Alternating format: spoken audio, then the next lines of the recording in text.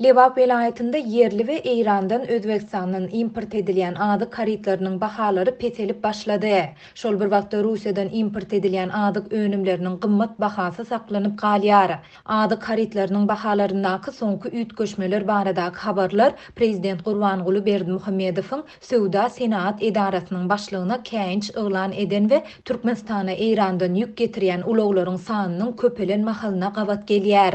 Lebapyň hususy Söwda-senagat göle etiniň 1 kilogramy 70 manat, balygyň 1 kilogramy 50 manat bahalanýar. Soňky bir näçe aýyň dowamında ýurduň dürli künjeklerinde etiň bahasy 70-100 manada we balygyň bahasy 80-350 manada çenli ýokarlanypdy.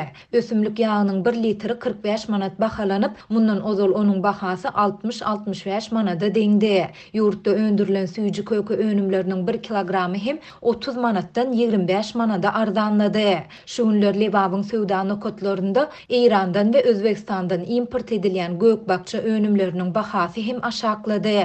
Häzir 1 kilogram alma 10 manatdan satylýan bolsa, mundan öň 15-20 manat aralygynda bahalanýardy. Şol bir wagtda Russiýadan import edilýän azyk önümleriniň gymmat bahasy saklanyp galýar. Russiýadan getirilýän greçkanyň 1 kilogramy 45 manat, makaronlar 30 manat bahalanýar. Lebapda habarçymyz käte 80 manada çenli ýokarlanan bir gutu çilimiň bahasynyň hem 50 manada çenli aşaklandygyny aýdýar. Ýöne muňa garamazdan onuň harydary az. Çilim satyn alýan adam ýok diýsek hem bolar, hem adam ardan çilime öwrenşdi. 10 sany çilimi 5 manada satyn alýarlar. Bu ardan çilim alyjylaryň arasyna Türkmen çilim diýilip adlandyrylýar. Köp adam häzir 50 manatdan satylýan çilimiň bahasy 30 manada düşse de ony satyn almajakdygyny, sebäbi onda hiç nikotiniň güýjüniň ýokdugyny aýdýar.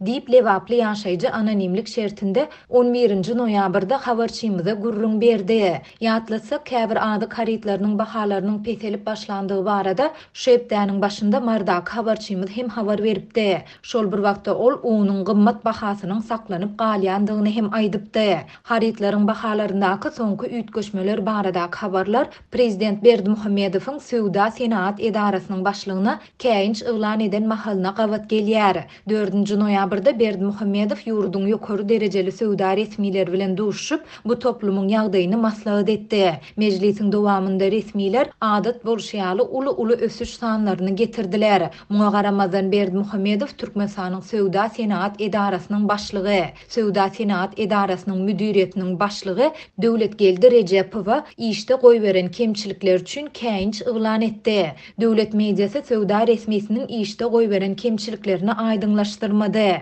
Bu habarlaryň arasynda afp.news.com neşri Eýran resmisine salgylanyp Türkmenistana Eýrandan ýük getirýän ulaglaryň sanynyň 3 hesse köpelendigini habar berdi.